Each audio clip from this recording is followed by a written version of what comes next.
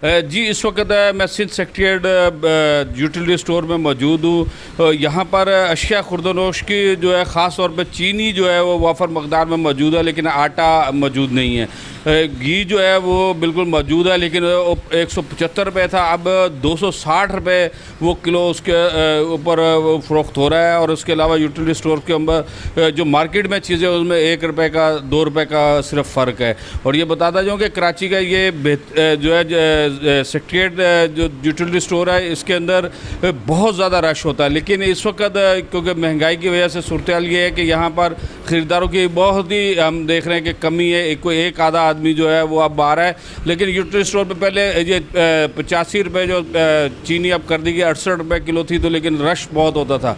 लेकिन अब मेरे ख़्याल में जो हम देख रहे हैं कि शहर जो मौजूदा बजट के बाद जो है खुर्दनोश की अशिया खुर्दनोश जो है उसके रेटों में इजाफा हो गया, जिसकी वजह से जो है काफ़ी सारे लोग जो मार्केट से ही अब हर चीज़ ख़रीद रहे हैं, लेकिन यूटिलिटी स्टोर्स का रुख नहीं कर रहे। तो मैं कैमरामैन को कहूँगा इस वक्त दिखाया कि बिल्कुल यूटिलिटी स्टोर के अंदर चीनी भी वाफर मौजूद है, घी भी मौजूद है, दालें सब चीज़ें मौजूद हैं। तो हमारे साथ एक यहाँ ख़रीदार भी ख़रीदारी कर रहे हैं, इनसे भी बात करते क्या कहते हैं।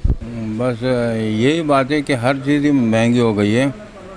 अब आप घी का बताएं 285 बोल रहे हैं, लेकिन मैंने आयल का भी पूछा है 325 का मेरे ख्याल में आयल दे रहे हैं। मैक्सिमम बाहर से 290 तक भी मिल जाता है। तो चीनी भी 93-95 तक भी मिल जाती है बड़े बाज़ारों में जो होल सेल में, लेकिन इधर 85 रुपये दे रहे हैं।